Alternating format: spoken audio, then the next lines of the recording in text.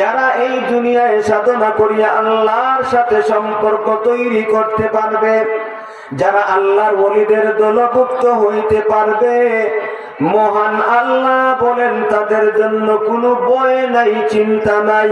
সুবহানাল্লাহ। আলা ইন্না আউলিয়া আল্লাহ লা খাউফুন আলাইহিম ওয়ালা হুম ইয়াহজানুন।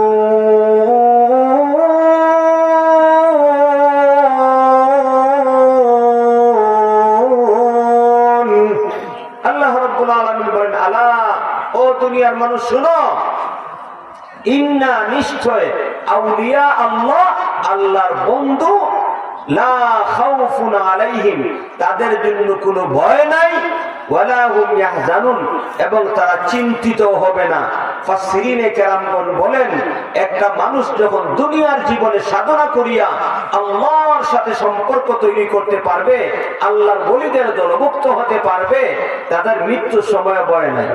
এই দুনিয়ার জীবনে তার জন্য কোনো পেরেশানি নাই, তার কোনো বিপদ নাই, তার কোনো সমস্যা নাই। যখনই কোনো সমস্যা পড়ে যাবে, সঙ্গে সঙ্গে মহান আল্লাহ তাকে সমস্যার সমাধানের পথ বলে দিবে। জোরে বলেন ঠিক কিনা? একটা দুইটা না, শত শত ঘটনা ফুতুবাতের কিতাবের মধ্যে উল্লেখ করে দেওয়া হয়েছে। যারা এই দুনিয়াতে সাধনা করিয়া আল্লাহর সাথে সম্পর্ক করেছে, আল্লাহ এবং তার রসুলের ভালোবাসা অর্জন করেছে, তার কলিজার মধ্যে আল্লাহ এবং তার রসুলের ভালোবাসা দ্বারা ভরপুর করেছে, আল্লাহ তাকে দুনিয়ার জীবনে ইজ্জত আর সম্মান বাড়াইয়া দেন। এবং যখনই কোনো সমস্যার মধ্যে পড়ে যায়, শুধুমাত্র আল্লাহকে ডাকে, ডাকার সঙ্গে সঙ্গে আল্লাহ তার ডাকে সাড়া দিয়া তার জীবনের সমস্যার সমাধান করিয়া দেয়।